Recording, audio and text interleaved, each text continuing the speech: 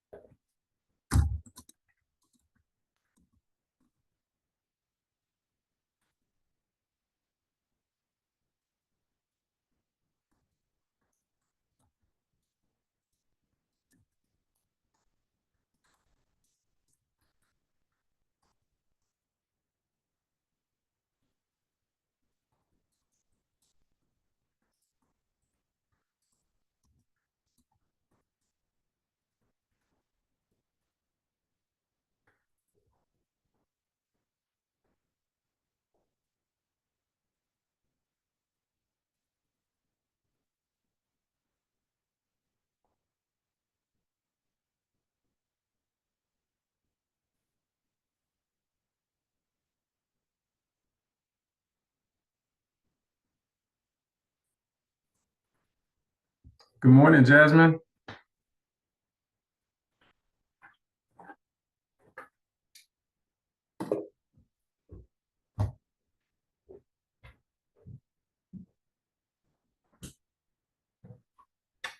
No, you're not speaking, but I'm back. I'm not muted. No, wait. I'm not muted.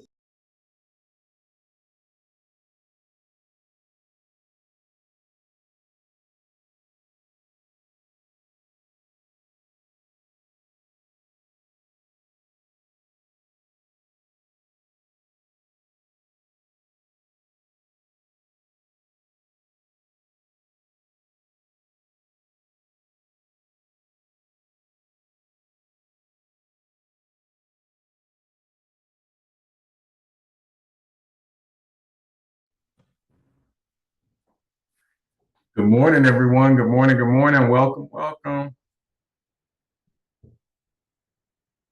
Jasmine, I haven't seen your face in a minute.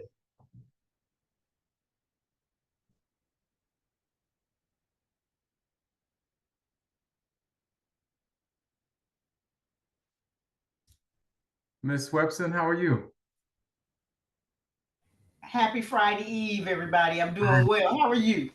I'm doing well. Don't forget, we've been promising each other we were gonna catch up on some of the Classes over here. at Durham Tech. Yes. I don't know if Yes. I'm excited that because you ever since COVID, you haven't really been going out to the facilities, right? Yes. So I wanna, even if we've set up something to do like webinars or something like that, I mean, we could certainly help figure out how to promote some stuff. So we got folks coming in now. Squeeze me in your schedule so we can try to identify how we can do that. I sure will. Yeah. I sure will. Good morning. I apologize. I was logging in and still closing out something else. So No worries. No worries. Welcome, everybody. Good morning, everyone. Good morning. Good morning. I heard Durham Tech, and we have some families interested. One specifically, if would you be able to put your email in the text, Ms. Swepson? Absolutely. All right, I'll send you a quick email with some information, and maybe you could provide some information to one of our families. Sure. Thank you so much. Look at us changing the world. It's one person interesting. at a time. Jasmine, she will be Nick's best friend. Yes, absolutely. Absolutely. Y'all, thank y'all for being here, especially on time. We've got Keisha, I don't know where we are. I think Miss Swepson may be the only one from the actual committee. Oh, no, Tracy's here. Good morning, Tracy. I think our quorum is maybe 3 or 4. It should be 4. 4. Okay, so we're gonna wait for a couple more people to join. How are you, Miss Stone Dino? I'm well. Good morning. I'm dealing with a little PTSD, but I am well. I know we're all glad that the elections are over, but I know we're all dealing with post-election stress. And Oh, so yes. I hope we're all doing well this morning. You know, I was telling somebody, Tracy, fortunately for us, it's not our first rodeo, you know? And I think the ability that we saw to get this close is a good indication of the direction we are heading in. Now, I don't know what the next 4 years is about to do to that, but you know, I think I feel all right. I think as long as we have each other and as long as we have good people around us, I really believe we're gonna be okay. Like I said, this ain't our first rodeo. It ain't even our first rodeo with this circus. True, So, different ringmaster, but we visited several circuses that have come to town. You're right. You're absolutely correct. And I yeah, think as long as we, all things start local, and as yeah, long as we're doing some of the things that we know that directly positively impacts our community, that's always a step in the right direction. So I yeah, appreciate you sharing that. yeah. We've got a couple more people coming in. Um, uh, who are the folks from? Okay, Shantae should be joining, so we know Shantae's coming. She's the secretary, but um, Angela Holmes, Renee Vaughn, Alicia Thompson, Shante Edison, Nick Periante, Vago Swepson, and Tracy Stondino. okay. So Nick, Renee, uh, Alicia, who was the last person? Alicia Thompson, Alicia. Okay. and Vega, and Nick, and Angela Holmes. I'm not sure that Angela was going to be here. I know she wasn't able to make the meeting earlier this week because she was kind of out of commission. So hopefully and prayerfully she is okay and will join us. But just in case, I'm kind of anticipating she might not. Um, I'm going to send Renee. Thought I was going to send her a quick text. I guess I'm not. Yes, thank you, Vega. Today is Ricky's birthday. And so while we're waiting on others to come in, we definitely want to acknowledge my new teammate and force to be reckoned with for the Durham PLC. Yes, she's coming like the best lightning rod you can imagine. So we've been wishing her happy birthday inside CDD all morning. So you guys feel free to join us.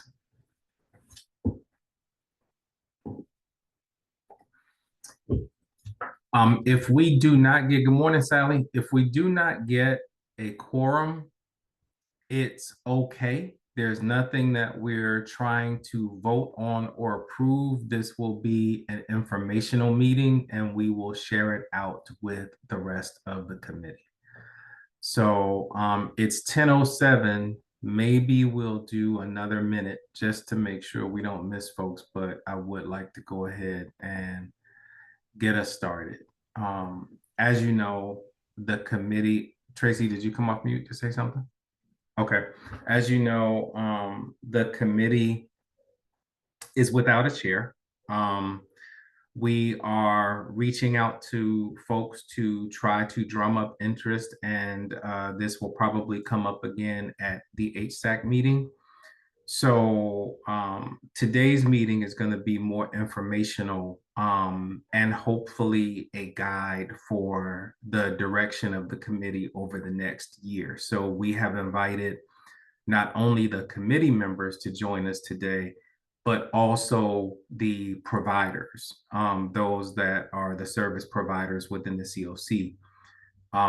So we'll give it one more minute and then I'm going to go ahead and pull up my presentation and get started. Oh, Angela's here. Good. And then, Anthony, thank you for reaching out to me. As I shared with Jonathan, I'm willing to probably do this, but have a co-chair with Okay. me as director. I serve 7 counties, and so sometimes I can be spread a little thin, especially right now. I'm short staffed until next month. Okay. And so I'd be willing to do this, but if I had someone to kind of co-chair to kind of balance this with giving some of my workload and their workload, I'd be willing to step in and do it, but I can't serve solely as the chair. Got you. Okay. Perfect. I will keep that in mind as we look at any other potential options, and we will also propose that because they might feel the same way you do. Like, I can't do this full time, whatever. So yeah, very good. Well, I say we go ahead. Good morning, Ms. Holmes. Glad to see you here today. Hopefully you are better. I say we go ahead and get started if that's okay with you all.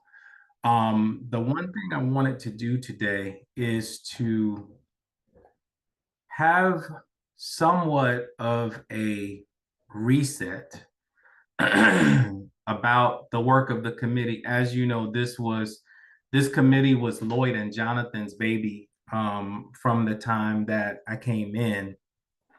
And while I was attending, I learned a lot. Keisha, I'm not sure if somebody's trying to get in. I can't add.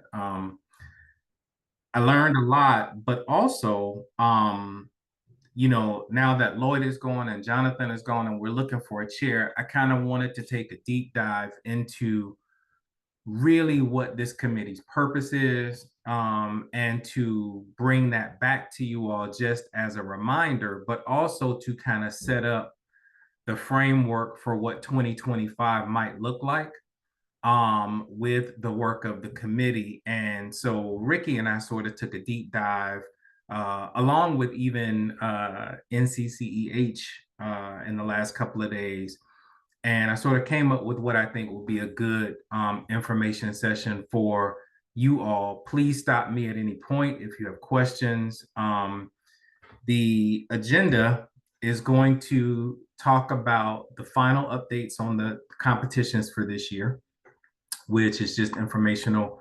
We're going to do an overview of the Performance Management Committee as outlined in the governance charter. And then we're going to talk about performance measures that we may want to think through for 2025. We're going to give you some information about the scorecard and how we level set that to prepare it for approval for 2025. And then we'll look at sort of a calendar of activities. All these things sound like they're really heavy and a lot, but I think we will be able to get through them relatively easily. So if you all are okay, I will go ahead. Welcome, Ms. Thompson. Glad you're here. We will go ahead and get started with our final competition update for 2024. So as you know, in the state ESG competition, 2 providers were recommended for funding. Those were Families Moving Forward and Family Promise of the Triangle. The state ESG office reached out to them for additional documents, and both providers responded timely. And so we just got an update yesterday that they should be expecting their contracts. So as far as we're concerned in the lead agency, that process can officially be closed out, with the exception of any other requirements we have to monitor throughout the year. But that process was successful and has moved into the hands of the providers with the state ESG office. For the COC competition, you all probably know some of this already. We had 13 applications, 9 were renewal and 4 were new. And it also included 1 reallocation. We requested 2.8 million from HUD, which was the max available. We're grateful for that because this may be the first in recent years times that we've requested all funds available to us. In the past, we may not have had applicants or were able to locate programs to try to help us achieve a max request. If we receive our full request, that will add 1 new PSH program and 3 new RRH programs, including 2 DV projects to our COC. So we're very excited about that possibility. We really put our heart and soul into the COC application and hope that if you read it, you enjoyed it, you learned a lot. And if you read it and have feedback, we also will be having some sessions regarding that so that you can weigh in on that as well. All right. So let's move into, welcome, Ms. Vaughn, glad you're here. Let's move into our overview of the Performance Management Committee as outlined in the governance charter. So the purpose for this committee is to review and set standards for how services are delivered and how we manage data. This committee also evaluates implementation of policies and procedures and guides HSAC regarding funding recommendations. So just like in the COC and ESG competition, when we're doing those, this committee sets out typically a subcommittee and will rate and rank applications and make funding recommendations to HSAC. So that is what this is referring to. For performance standards and monitoring, it is the job of this committee to consult with recipients and subrecipients of federal funds to establish appropriate performance measures based on the population and project type, and also to review the evaluation tools. So that was the very first thing that came up in the governance charter. And it's like, oh, well, let's start there. That's how we hope to set out the work of the committee over the next year. This committee also monitors performance, evaluates outcomes, and approves any performance improvement plans when projects are underperforming. And finally, this committee recommends reallocation of funds from projects that do not meet our performance standards. If you all have questions, I cannot necessarily see if you raise your hand, so I trust that you'll just call it out, or somebody monitoring the chat will tell me if there are hands raised. This committee also reviews, evaluates, and reports to HSAC on the implementation of our COC written standards for providers or funders. And based on these findings, you all will tell us as the lead agency what actions you want to take to address your findings, and also make recommendations to HSAC on any additional actions that would be necessary.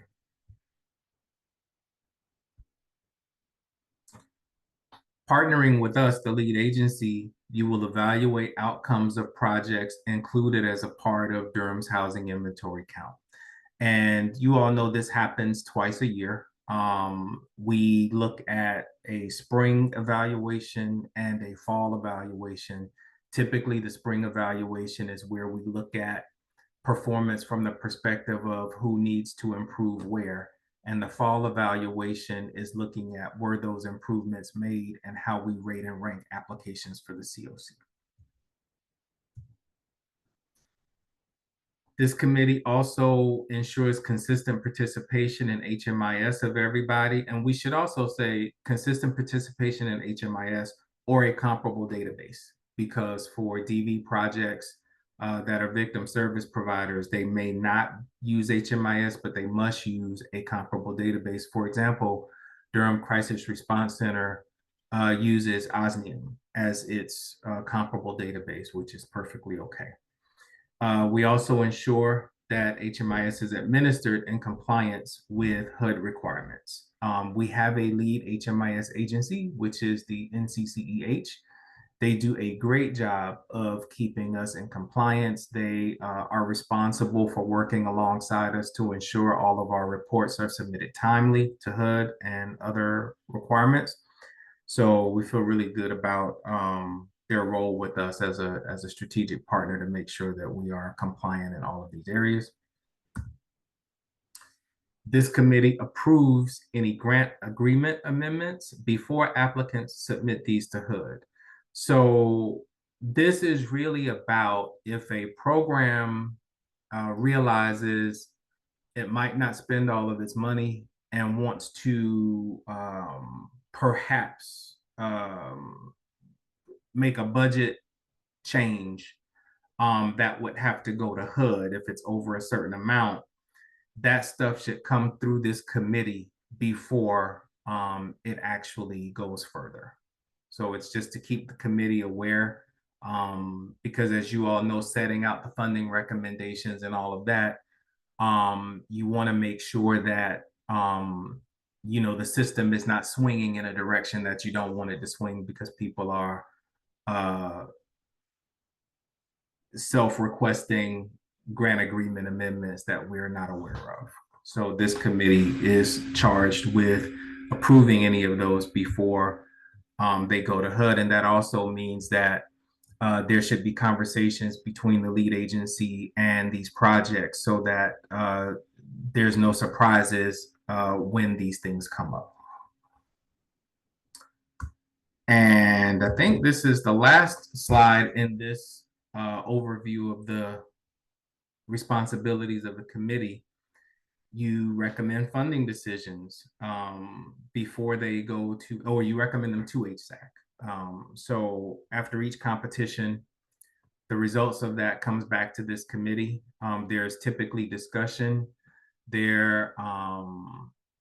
This year especially, there was a lot of thoughtful discussion around whether or not to fund projects and why. And it led to an appeal, which then led to more robust discussion with the HSAC Executive Committee. And so I think, we've been doing really good there to be thoughtful and make sure that we are guiding the system in the way that it should go. So I'm going to move on to a different section, but just want to ask if anybody has any questions about the responsibilities of the committee. Great. So in yesterday's materials that we sent out, and we promised to do a little better about getting them out a little earlier, we included some information that I'm not sure you all are aware of, but maybe you are. It looks like a process that Lloyd developed in 2022 to be complementary to our typical scorecards, but also go beyond just RRH and PSH programs to evaluate more providers. And so we sent this tool out to you yesterday for review. And as a point of information, today we'll discuss it a little bit, but I did not put the meanings of the acronyms at the top, but this is a table that going across is based on program type. So SO would be street outreach, ES would be emergency shelter, as indicated for families, and then for singles, and then transitional housing, rapid rehousing, and permanent supportive housing. And the performance measures are listed to the left. So, the first line is how many people are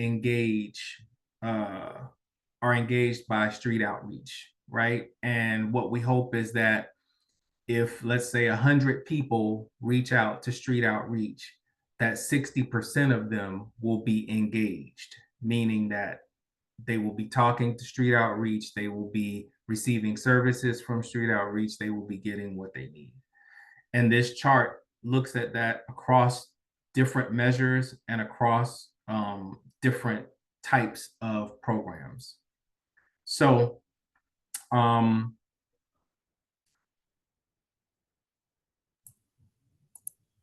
at the bottom. Anthony, I had a quick question.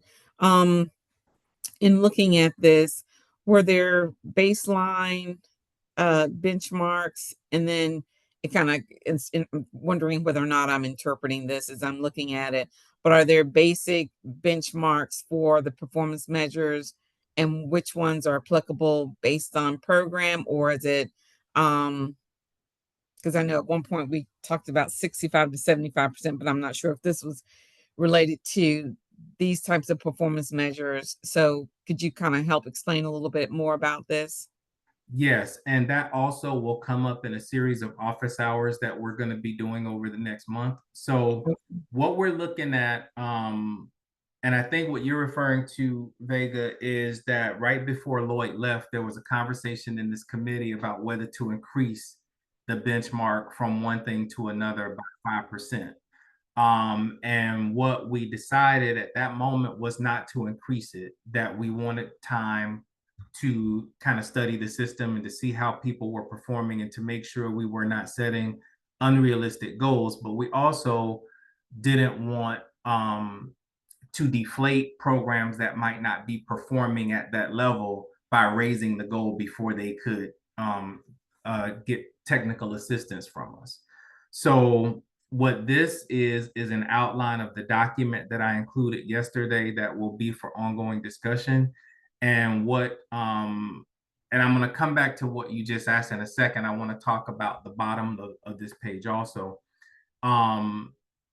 The semi-annual scorecards that you all get to self-evaluate when you're in competitions also looks at additional performance measures for rapid rehousing and permanent supportive projects, such as are people exiting positively without subsidies, were HUD reports submitted timely, like all of these markers below are how you get extra points. So what our goal is for this committee is to try to unify the direction of the scorecards. We may not get one comprehensive scorecard for everything, but we're sure going to try to make sure that the scorecard aligns with these measures and aligns with what the committee feels is right and appropriate. But also, if we go back to the very first slide, and that's why the providers are invited here today alongside the committee, it is the committee's job to consult with providers on, I'm going to go back to the first slide real quick, on appropriate measures for the population and project type and related evaluation tools. So we don't want to do this in a vacuum, and I want to make sure that this document that Lloyd produced a couple of years ago as a template does not get sucked into a vacuum, but actually that we lay it on the table and begin as a committee along with the providers to talk about what are good measures. So what you see here, Vega, are the measures as outlined in the tools that we have. What we have not done is looked across the tools to make sure that everything is lining up. We also have not looked at any changes that HUD might require. Good example is line 2, permanent supportive housing exits to positive housing destinations. The benchmark here says 95%, but HUD in the COC application suggested it should be 96%. So we want to go through and make sure we look at all those. I said Ms. Swepson, but I meant Tracy. That we want to go through and look at all those places where there might be a lack of consistency between the different benchmarks and programs and projects, and to make sure that we are looking at all of them well. And Ricky, I don't know if you want to jump in and say anything more, because you had a different take, I think, than I did a little bit. Yeah, so thank you, Anthony. So Tracy, you may remember, because we've been here for a minute, right? It used to be the habit for the system would be, we're going to evaluate COC funded projects because HUD makes us, right? For that competition, we have to.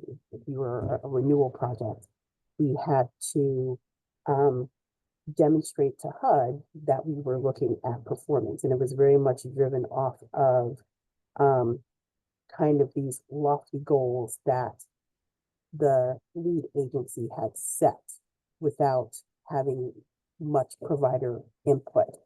So there were years of conversation and performance management that tried to tie back in that first item that's on the governance charter for this committee, which is in conversation with providers, you establish what your evaluation should be.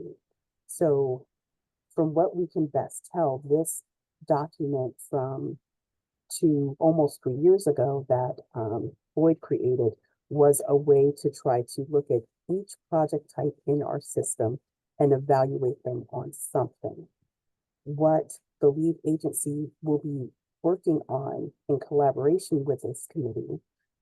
Yesterday, you should have received a bunch of invitations from Anthony about office hours, is we're going to look at the evaluation scorecard for ESG and compare it to the evaluation scorecard that we just did for the COC competition and make sure that everything is the same, so we don't have different standards depending on funding type, but also taking a look at what HUD says, like good performance is.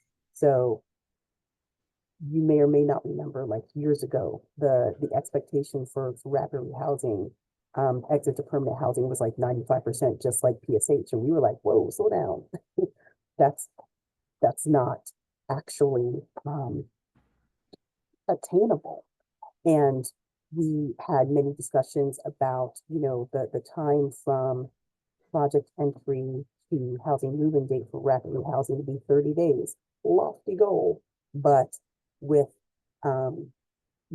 rents and the challenges that our folks entering into the system, are facing and the types of tenancy barriers that we had, this committee increase that length of time to 60 days, as is represented here on this chart. So, we want to provide information to this committee that will drive our project performance, hopefully in a positive direction, but also for those projects who aren't performing as well, get them the technical assistance that they may require. And if, nothing seems to work, then arm this committee with the information needed to advise on a performance improvement plan or a reallocation or whatever the case may be. Because we don't want to continue to fund something that isn't meeting the needs of our continuum. Thank you, Ricky. I also want to add that the providers are here today because the consultation is supposed to happen with them. And we want to make sure that even from the first conversation, which is today, that they're involved so that they understand and level set the same framework as the committee. So that as we have these office hour sessions over the next month, because what we're hoping to do, Ricky mentioned that I sent out a bunch of calendar appointments. I did not send them out yet, Ricky. But I did choose them. I sent it to Ricky and I, so she got it, but not everybody else got it because I wanted to make sure we were good and the schedule was right. So we will get that out to everybody. We know not everybody can attend every one. That's okay. What we want is just to have sort of a conversation stream over the next month that leads us in a good direction. And hopefully a month from now, we are able to come back and say, hey, a month from now or by January, we're able to come back and say, hey, we've done some great work. Everything's aligned. What HUD is saying we should be doing is reflected in here, but also our specific needs for our COC are reflected here. And so we all feel good about this direction, and the providers are now clear what they will be held accountable to as well. Tracy, go ahead, please. Yeah, I think this is good simply because given that, we're going from a 1 year to a 2 year grant cycle, I think it's going to be imperative to be able to make sure everyone's kind of meeting the standards along the way. However, I also want to say this with the caveat that we also need to, when we're setting these benchmarks, and I know HUD has a benchmark, and we also need to meet that, but also internally be able to work towards that where people may have strengths and weaknesses based on their program. Yeah. But the people that we serve oftentimes have a lot of housing barriers. Oftentimes we're working in a very tight housing market where there are very few vacancies, especially with families in individuals who've experienced long-term chronic homelessness with zero income.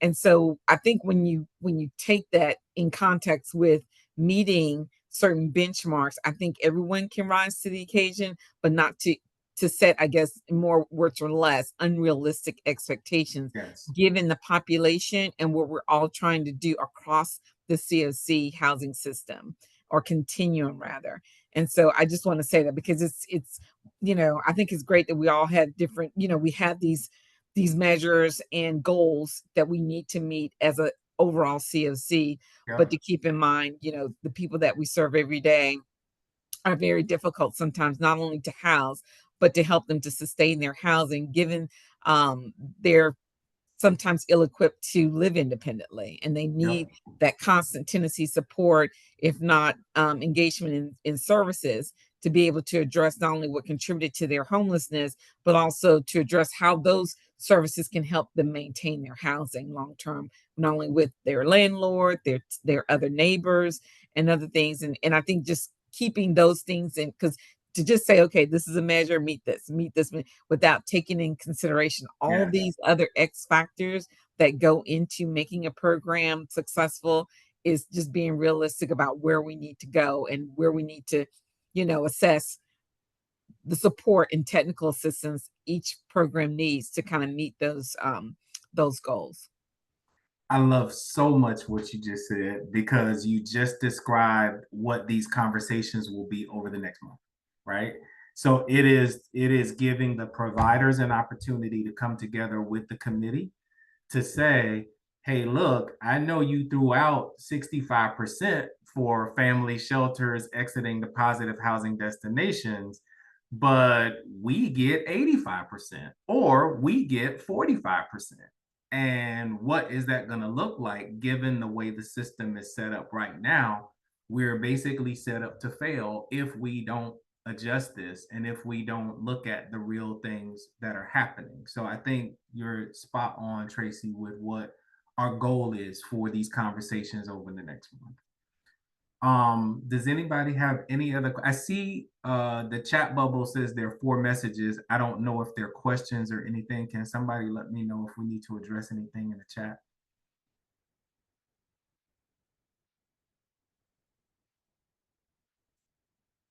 Okay, I'm gonna say no if nobody says anything. From what I can see, I don't see any questions, but I only see 2 comments. Sorry for my tardiness, but I only see 2 No worries. comments in there. Welcome. Okay, are the comments anything we need to address right now? No. Okay, perfect. Thank you. All right, so I guess we are clear then on this being sort of our baseline for level setting, right? And then as we have these conversations going forward, we will be hopefully coming back later to this committee and saying, here's where we all landed. This is the direction we want to take for 2025. And this is a process, you all, that we will do annually. And once we started, like after this year, we feel good that it will be less difficult next year and even less so the following year, because we are trying to get everybody moving at the same pace through this process. So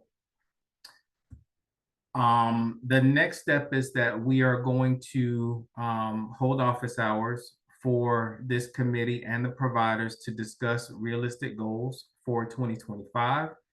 The things that we will be focused on in the conversations is, what does HUD require or reward? Where are we flexible in determining realistic measures?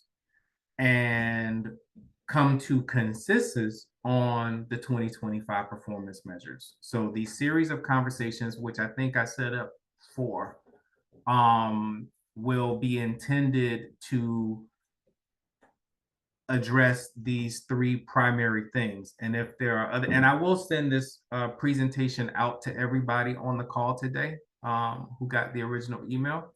So you'll have time to digest it, along with putting this in the calendar appointments for these sessions. So we will record everything. We will make sure that, we track along. And if you miss something, you can just join a future conversation or send an email to Ricky or myself. And we will make sure to incorporate your thoughts and ideas into the following conversation. All right, I see some more chat items. Is there anything we need to address? Perfect. Thank you, Not Shanta. at the moment, no. Okay. So scorecard level setting. This is a good one. This year was particularly hard because with Lloyd being gone and Ricky just coming in, it was really difficult to level set the scorecard as it was. Those of you that did it any year before this year know how challenging it was, even just from a math calculation perspective, to try to unearth what report to look at, because it was a scorecard that had been developed over a number of years. The version Ricky and I originally found had a lot of errors around the source tables and year and types of reports that would be used to come to agreement on certain measures. So without changing the spirit or integrity of the scorecard, we did a heavy lift in terms of aligning the source materials. Like, in other words, you're using your APR with these dates. You're looking at this table. We removed the complex math calculations in favor of an Excel scorecard that, if you followed the instructions, did a lot of the calculating for you. And so we hope we were able to improve it, but those were changes that we had to make, not necessarily running them all through the committee, which is why the spirit of the scorecard wasn't changed, but we needed to do it because of the timeliness of the competition and what we had to get ready for. We did not want the lead agency having a scorecard that didn't match what the providers had. We did not want to have to compute complex math calculations. So Shantae sending her complex math for Housing for New Hope, and Tracy sending hers for Alliance, and Tasha sending hers for Families Moving Forward. And then it doesn't match ours. So that's why we level set with the scorecard. And that way the providers were assured that when they self-evaluated, we were going to do it the exact same way. We weren't looking at information that they weren't looking at.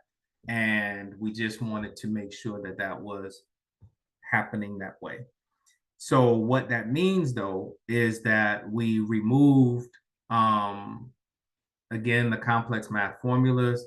We also removed the growth points because that was very difficult to incorporate into Excel, because it would have required folks to go back to last year and plug in their results from last year to figure out if they had growth points for this year. Growth points did not total a big amount on the scorecard, and so we made up for it in other ways. And then there were a couple of items such as racial equity and another item that were unscored on the evaluation on the scorecard, but you were asked to complete it anyway to give the lead agency information. So we also removed those because we were in a time crunch. We sent out the scorecard later than normal. I think you got it maybe 10 or 12 days before the competition ended. So we didn't want it to be any harder than it needed to be for people to get it completed. And most people, from the initial feedback we've gotten, most people had a better experience with the scorecard this year. So that was good news for us. But it doesn't change the fact that we have to get back to a place where the committee is aware of what we do before we do it with the scorecard, and make sure that we get to a place where you all approve the forthcoming scorecard. So Again, we're going to be holding the office hours, and there are a couple of things that we're hoping to accomplish. One, that we level set on all the performance metrics and make sure that we all come to consensus on those. And two, that we align the new scorecards with all those metrics. So the whole system knows what's up. Everybody knows what they need to be doing. And there's no question about why are we rating this when it could hurt our program in another area? Because that has been the case with the scorecard in the past, that you're rewarded. For example, Shantae, you'll remember this, right? So you're rewarded for not requiring case management visits, but it also hurts you if clients don't want to engage, right? You remember all that? So we're trying to talk through those things and come to kind of a better place for everybody in those places. So I don't see any additional chat. Are there any questions right now? Perfect. Anthony, Okay. oh, wow, that was quick. Anthony, Keisha's having issues with her computer and she asked if you would make yourself host. I don't know how, but let me try.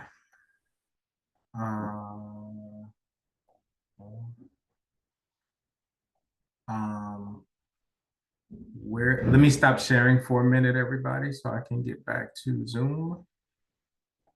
And I know I'm supposed to be able to reclaim host, but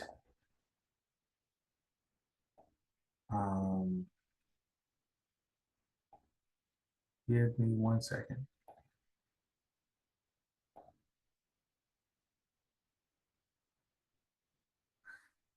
For some reason, I am co-host, or at least I was when we started this call. So Keisha, if you could hang on for a little while, and not jump out, I think that would be helpful.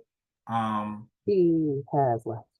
She has, okay, so we're good. So I think if she left and we're all still here, then we should be good. I was co-host at the beginning, so Okay. thank you. All right. So the last thing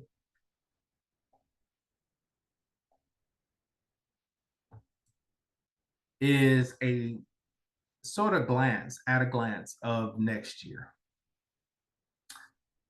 Some of these may change as we have our series of conversations over the next month, but this is a good start.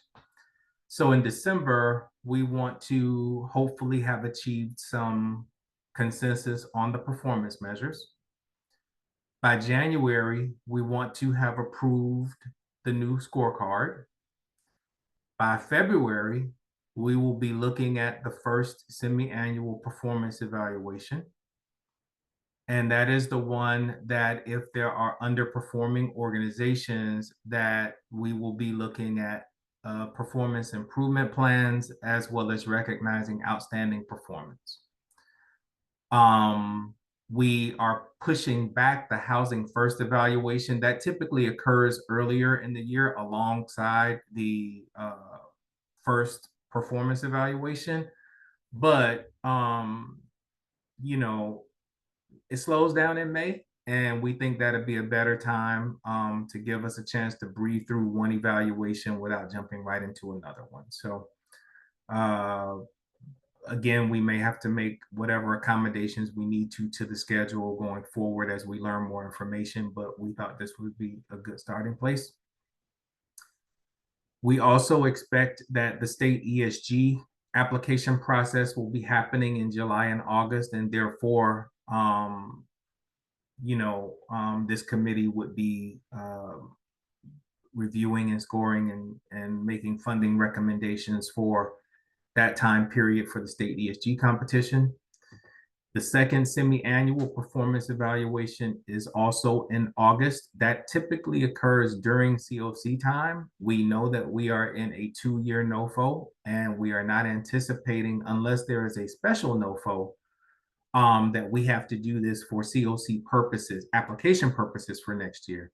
But we're going to stay on our same semi-annual schedule because we think it's an important marker to see how we're doing every 6 months.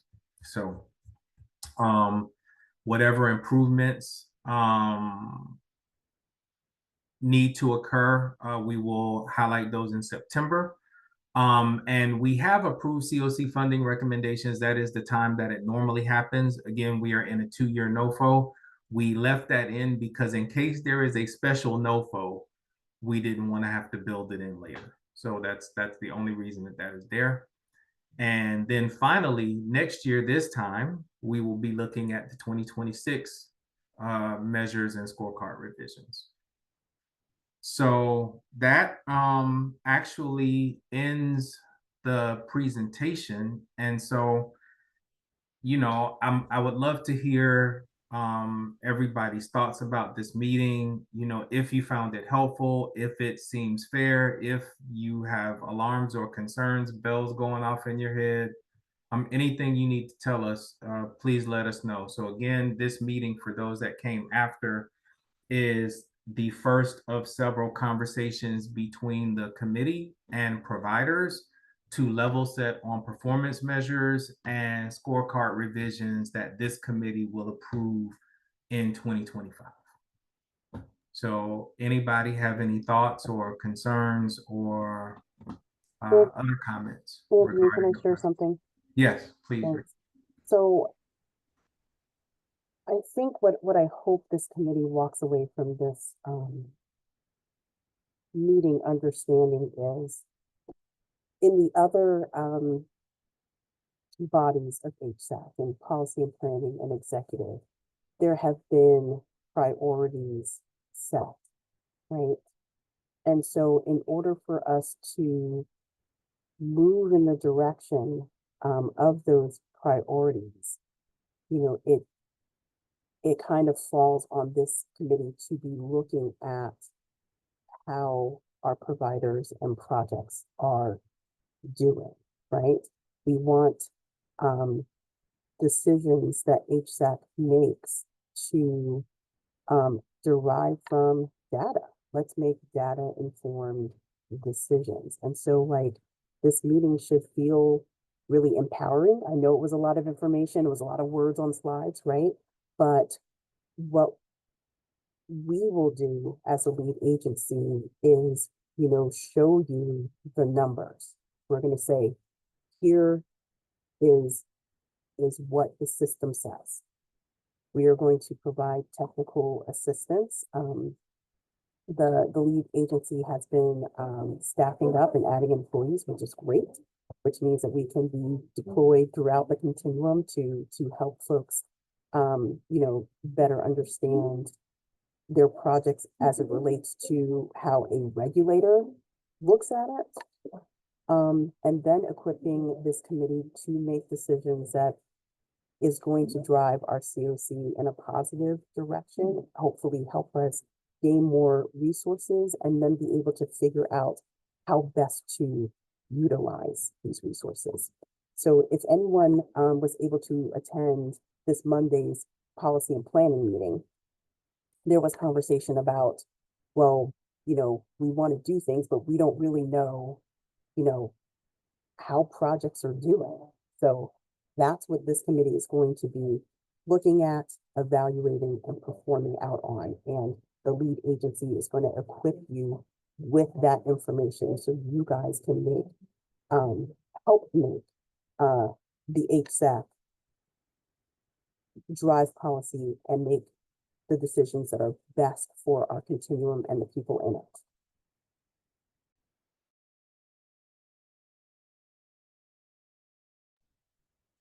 Thank you, Ricky. Anyone else? Oh, great. We got hands. Okay. Let's go with Sally and then Tracy.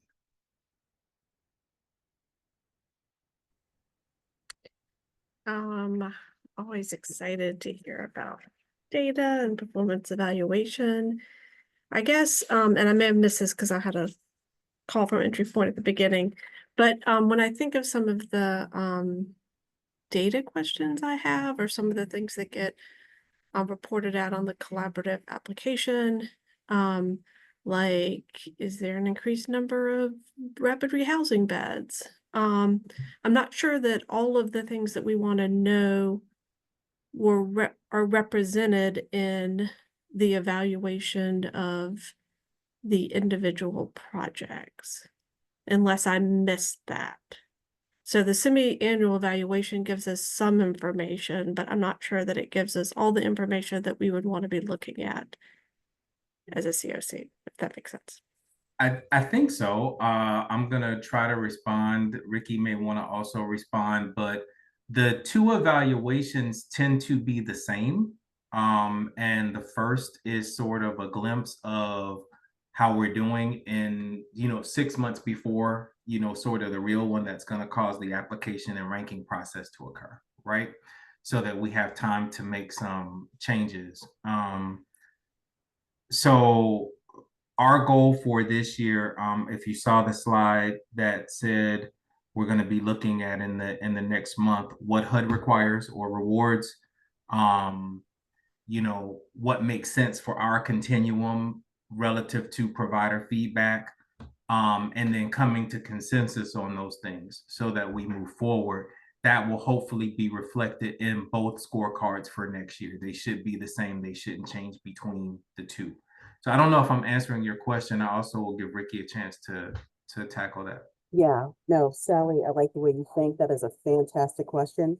So to answer your question, no, these project evaluations are not going to give you that information.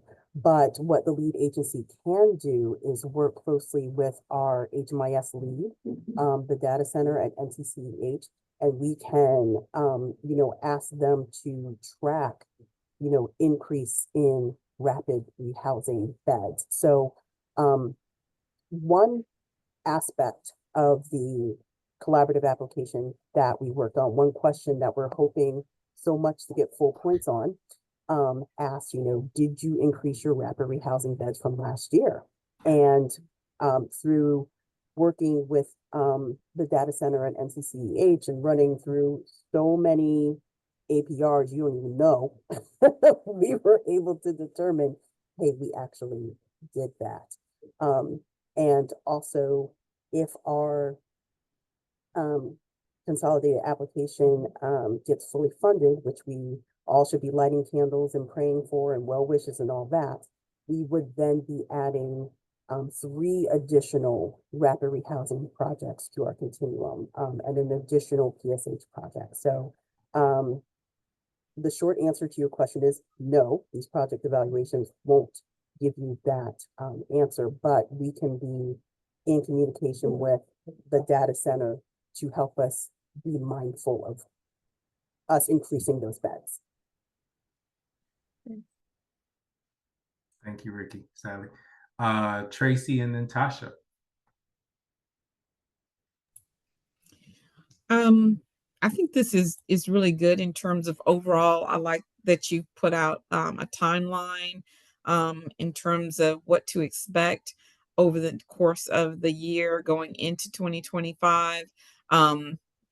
It is refreshing to know that it seems to be from more of a collaborative spirited approach around technical assistance and assisting providers as we're going through this process, and not just, okay, 6 months in or 1 year in, we're asking for X number of data points based on, the information in HMIS. I think that's good because oftentimes in the past we've relied upon our HUD regional offices to kind of be that go-to persons, and they're more on the compliance side. They're understanding it from a very higher level in terms of the aggregate data. But I think it's refreshing that the COC lead agency is wanting to have more of a collaborative approach, probably the before versus the after approach of looking at data and making sure we're collecting the accurate amount of information to make informed decisions overall as a system. I think that's good. I only have one concern, is that one, I realize we need to do these self-evaluated HMIS APR reports, but I also wonder how would this look if we were to kind of flip the script a little bit and I know you all probably run it and then have us kind of have a meeting and discussion, kind of look at it and discuss it in order to kind of see if this is what is needed before we kind of submit it. if that could be a part of that process. I don't know if you have the staff capacity to be able to do that, but I mean, I am not I can do the data analysis, but a data entry part is a whole nother skill set that I don't profess to have. But I'm just saying, I think being able to kind of have that work on that on the before part versus the after part, I think will help people through this whole system, whole process, not only from the application, the evaluations, to looking at outcomes, to also where are areas in which we can improve our overall different types of projects overall. I think it's just looking at holistically. Again, as we go to this 2-year cycle part, I think there's so much opportunity for us to strengthen our areas in which we may need to improve upon based on that data. However, I think it's more, it should be more in a collaborative spirit in terms of working with providers and seeing where they can make their improvements on their end versus on the back end when an application is actually due. So that's my whole take on this, but I think it's really good in terms of providing a timeline as we wrap up the end of 2024 going into 2025 for our grant seasons. Thank you. Thank you, Tracy. Stay tuned for some exciting updates based on some of the things you just said. You know, particularly those of you that might struggle with data entry, or those of you that might be struggling or behind in reporting and things like that. We've been working with NCCEH. This is not a formal announcement, by the way, but just a glimpse that we've been working with NCCEH to establish sort of a data rapid response team, who will be, you know, in cases where it's absolutely necessary, can be deployed to your agency to help train and even in some cases catch up on backlog of reporting and things like that. So more to come on that, but just be assured that we're working to provide some additional support to you all. That's Tasha, great. Thank you. you're welcome. Tasha and then Vega. Yeah, that is great. Similar to what Tracy has just shared, this is great to hear that you all are taking this approach. As a provider, the collaborative efforts are really helping us here. I would add, because I was in policy and planning, and some of you have heard me voice concerns with, you know, the state of family homelessness right now. I'm a data person. That's just my background. I'm a data person, but there's also the reality that there's anecdotal data, anecdotal evidence that's driving that data that often is not reported out. And I do think we need to figure out a way to make sure that's being shared. It's okay if I mention you, Ricky. I've appreciated Ricky asking me some questions over the last 2 weeks, because that's really what's driving our data and our inability to meet certain outcomes, right? We have more pregnant moms. We can't house them quickly. We have more folks with disabilities. We can't house them quickly. That often is not what's being counted when we're looking at moves to positive housing and lengths of stay. So as we are having these conversations, it would be refreshing to figure out how that information is being captured.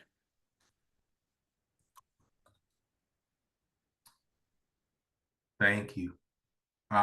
Ricky, you want to add to that? Yeah.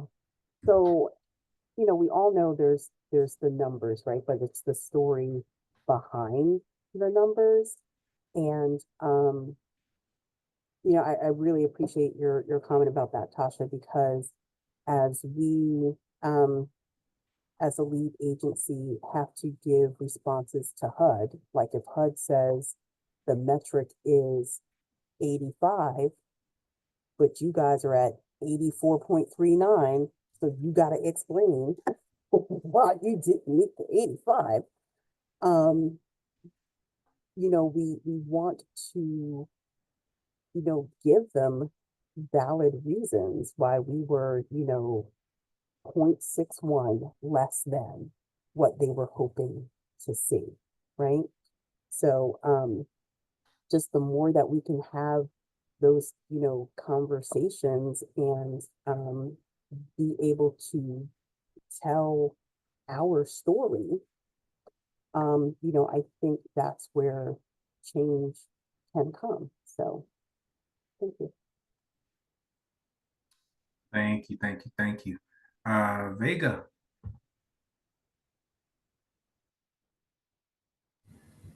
Thank you, Anthony. This meeting, the agenda has been extremely helpful. Sort of gives us an idea of the road in which we're going to travel, laying out the expectations and the charge of this performance management committee.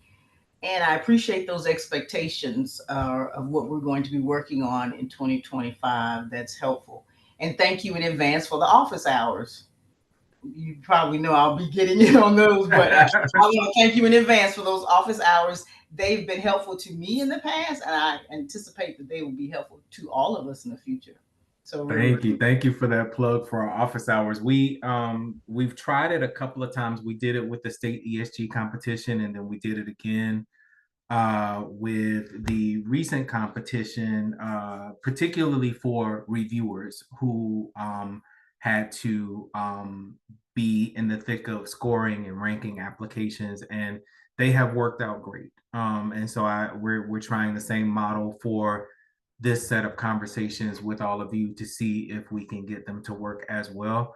And I believe that they will. So thank you, Vega, for promoting that. And hopefully you all will make time or have time to attend, at least 2 of the 4 or 3 of the 4, but hopefully all, because, providers, especially as this committee meets to determine what things will be approved, it should not happen without you. There's nuances of information that there's anecdotal stuff which play a part in it. So we want all that under consideration as we come to whatever the consensus will be around those goals. So thank you. That was really all I had. I see where Daisha, thank you so much. Daisha has shared something in the chat around helping with tracking those numbers. Daisha, do you want to say anything about that to the committee? Yes, this is Durham specific data. We actually have it on all 3 COCs, but the one I sent out is Durham specific data. And I think it's helpful to get a front view of, what's going on with Durham. It has like how the number of ages of the clients served, breaking it out by race, unemployed, uninsured, disabled folks. So it has a lot of that data in there.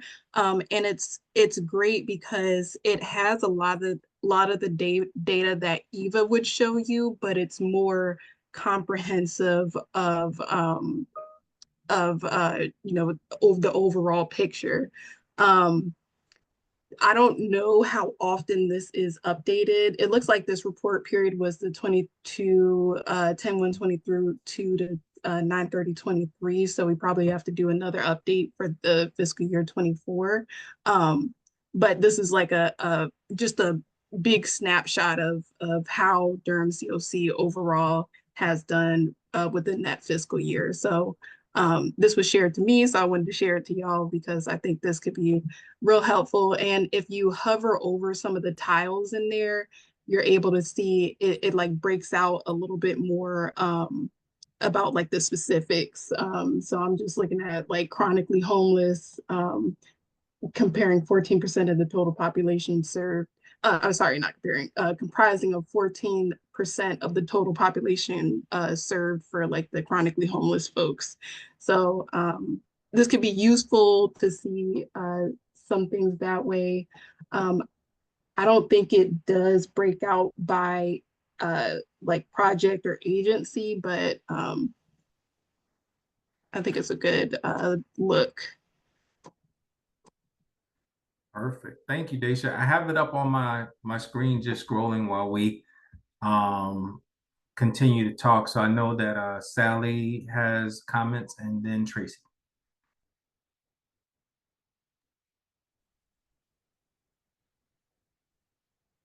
I would just, I guess, going back to what Tasha said, just wanted to appreciate those comments. Know that it sounds like we're sort of be having these upcoming meetings to sort of set the benchmarks, Mhm. but then the factors that impact those benchmarks are so huge, and I'm not really sure where where those conversations are happening. And so I guess that would be my question. And just, it sort of reminded me when the coordinated entry evaluation went out to HSAC and came through this committee, there was some narrative data within that report that I had questions about and was not able to get answers to. And it's that kind of narrative content that I feel like we should have a place to discuss and have input into, so that there's, we're all serving different populations, so that we understand sort of what are the barriers that we're facing, and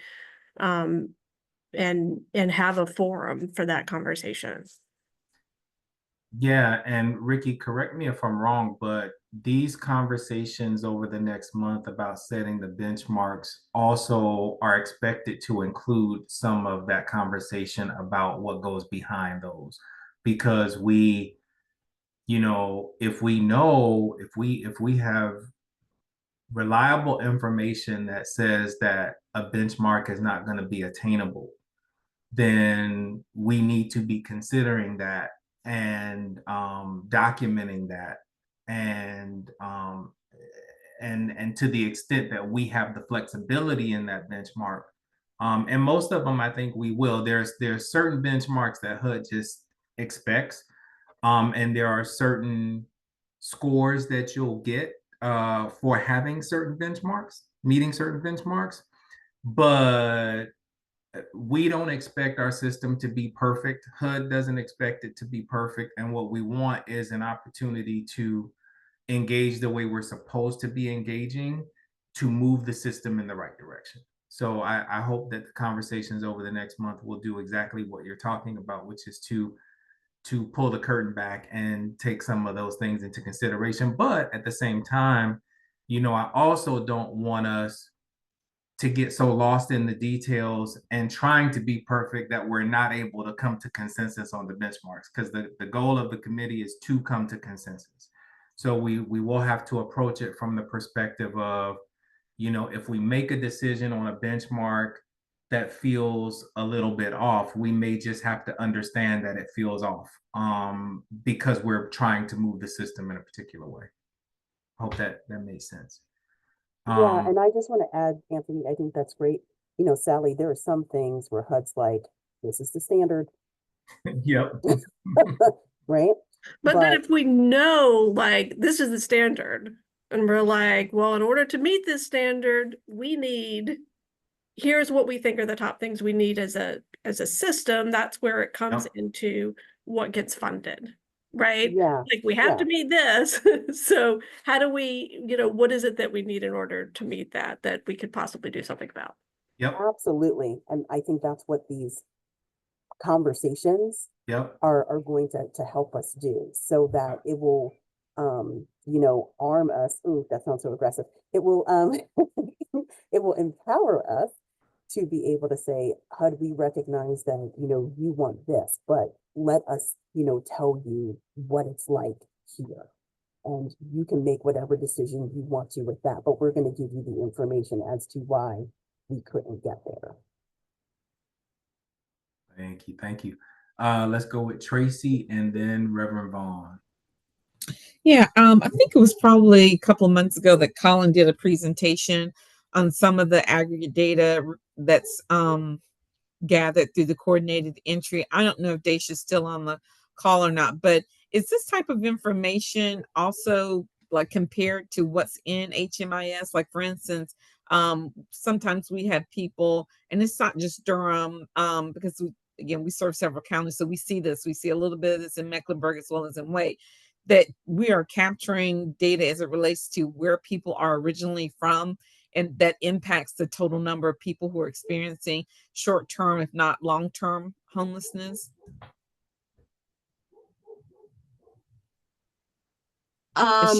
Yeah,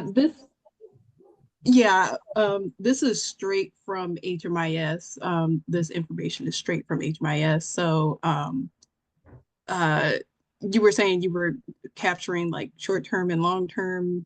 No, and I'm wondering whether or not are we seeing a trend where there are individuals who are touching the system at some point of the continuum, that may not necessarily be from North Carolina, but they've kind of found themselves in North Carolina.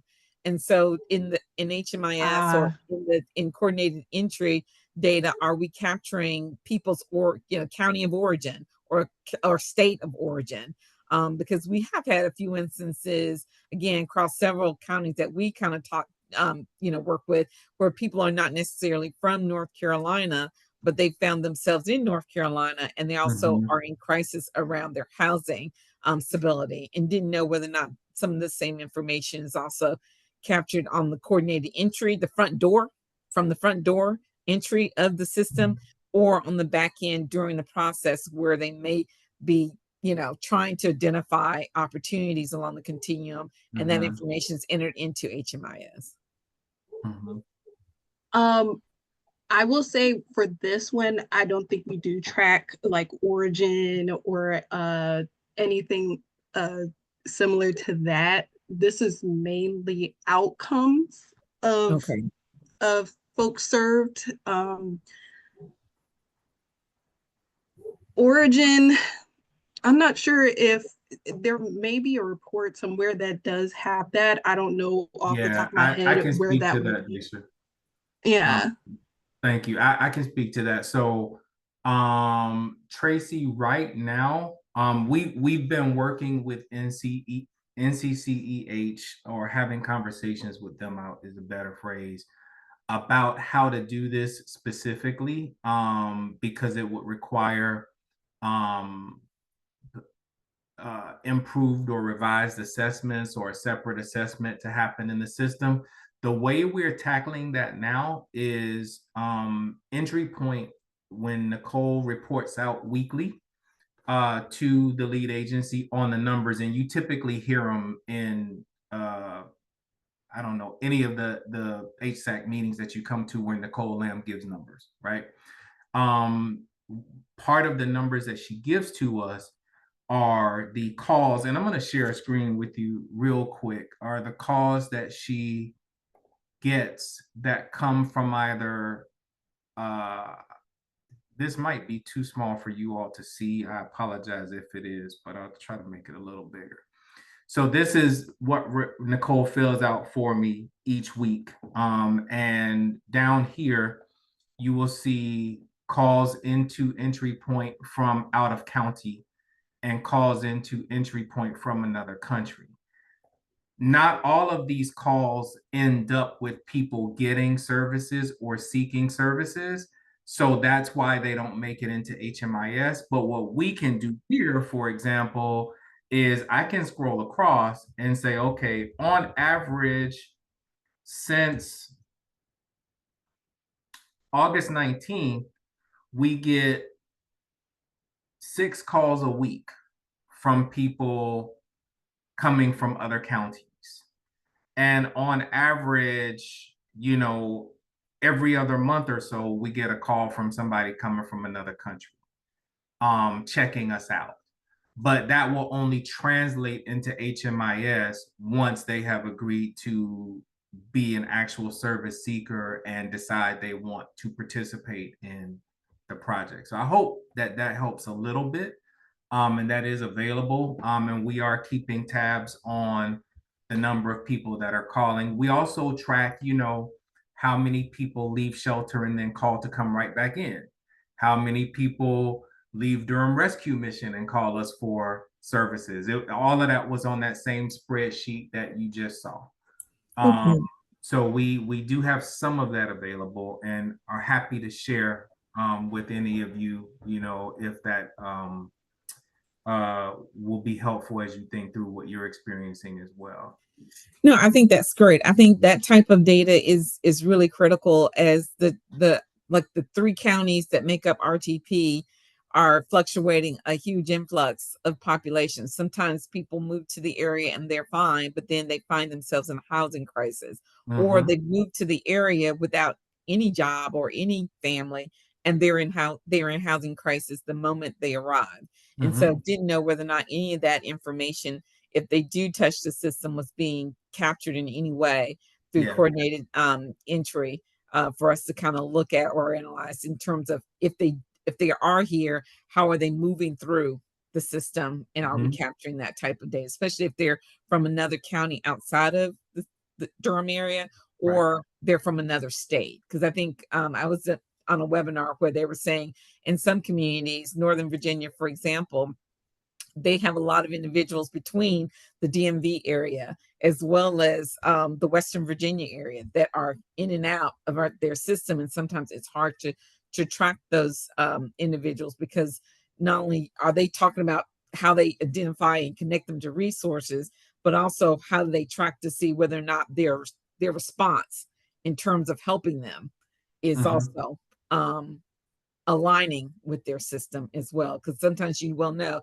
there's a lag in terms of once you touch the system, assessments, identifying their housing needs, connecting in a certain, it's a process. And so Mm-hmm. was just wondering Yep. whether or not Durham was doing that as well. So thank you. Yes, and I will also say just before Ricky, that the other thing that they do at entry point is when folks come from other countries or have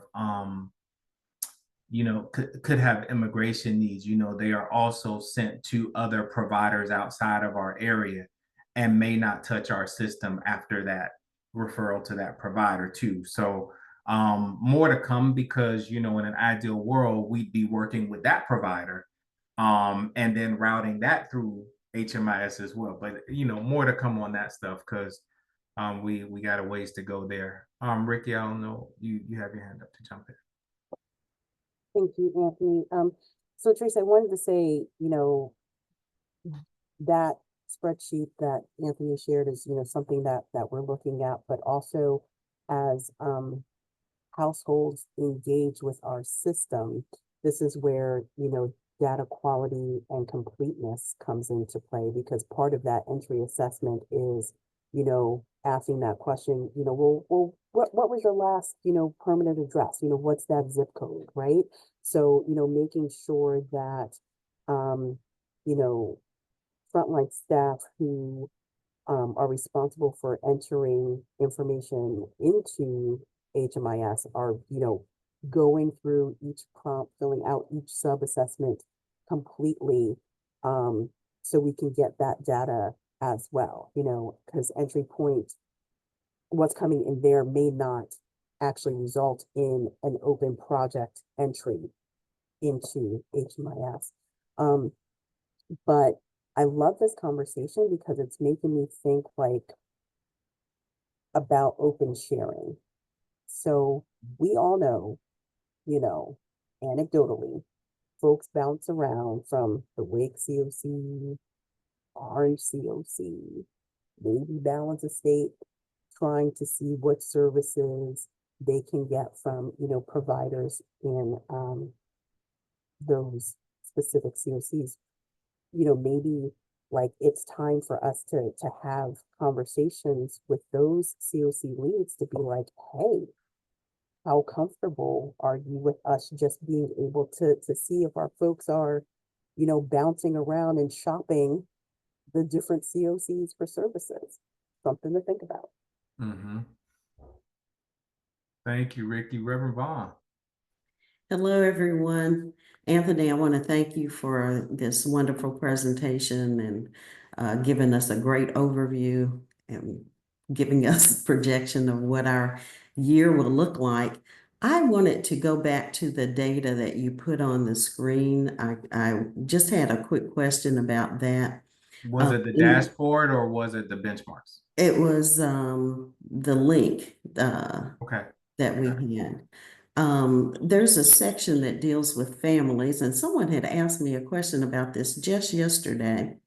When we are looking at the number of, I guess, children, people under 18, there was 1394. And when we go down to the households, but there was not, I don't see anything from 19 to 24. The next grouping was 25 to 34. I was wondering if is there additional information that we could find behind this, such as It's right programs? here, Reverend Vaughn. Okay, okay. The boxes are a little out of order, what looks like based on the number. So the highest served over here and the lowest served over here. But you have Okay. 18 to 24, 343 people. Okay, okay.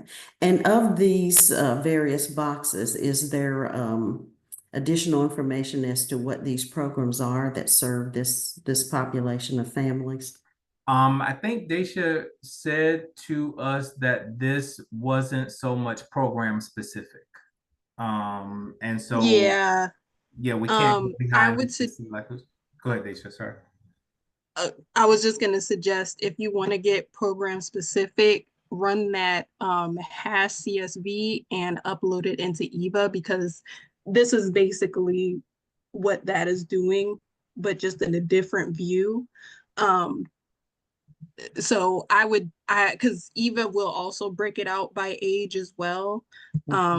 So if you would just want to look at your specific project, see how your specific project is tracking those 18 to 24 folks, go ahead and run that Eva report, and we have that Zen guide and everything available for you as well. Or if you have any questions, just reach out to us. We'll be able to help you out specifically. What We EVA may ask report you are to do that, Daisha, because Reverend Vaughn is not associated with a Oh, provider program, but she's on the performance management committee. So I think we may, okay. maybe in one of the conversations that we have coming up, if you're able to join and Reverend Vaughn is able to join, if we have the space in that conversation, we can take a look at that, or we can just set up a half hour on your schedule, Daisha, for Reverend Vaughn and I and whoever else is interested to join, and kind of take a look at what that process would look like. Yeah, Yeah, for there's sure. a great deal of interest as to what is happening with the families with children. And so I'd like to get more detail on that as well. But this has been a great overview, and just knowing this information is out there and all of the different avenues that we have as general public that don't have our hands on the day-to-day activities. This would also provide a great deal of transparency and I believe value to those that are really concerned about our populations and how it is that we can further help. Mm-hmm. Thank you. Good discussions today, y'all. We are right at our time. We got about 3 or 4 minutes left. Perfect, Ricky. We can definitely try to do that. Ricky suggested that we make one of the office hours sessions inclusive of that kind of demonstration. So any final thoughts for today? And then between now and Monday, I will get those appointments out to everybody. Again, this is just a series of conversations. If we don't finish in December, life's not going to crash. We don't have to rush through it. We want to take our time, hear from everybody, get the input that we need to get. We do want to have approved performance measures and scorecards by January, just so that we are not, taking too long to get it and then having to rush into an evaluation period after that. So the sooner we do it, the better, but we will send out those office hours and hopefully you all will be able to join. If you have fellow providers that are not here, such as we did invite UMD, I don't see them here, but if you have a great relationship with them, we will continue to invite them. but please invite them and any other providers that were not able to be here today. I think we got most of the committee here, so I feel good about that because the committee is who's going to be, responsible for knowing this and approving all of these things. So I think we are in a good place. Are there any final thoughts for today? Excellent. Well, thank you all so much for your time. And, I think the discussion was probably as robust as we could have hoped for in this session. And it sounds like you all are going to be willing to participate with us and help us move this to a higher place in our COC. And so we're grateful for that. And thank you for your input. And you all have an amazing Ricky's birthday holiday today. Happy birthday. Happy birthday, Ricky. Happy birthday, you. Ricky. Thank you all. We'll have Look at cake the cakes. on I'm your gonna grab plate. one of those cakes. Happy before, birthday. Happy born day. Thank you all. Enjoy. Thank you. Thank Everybody you have all. a great Have a day. good day. Take care. Bye-bye.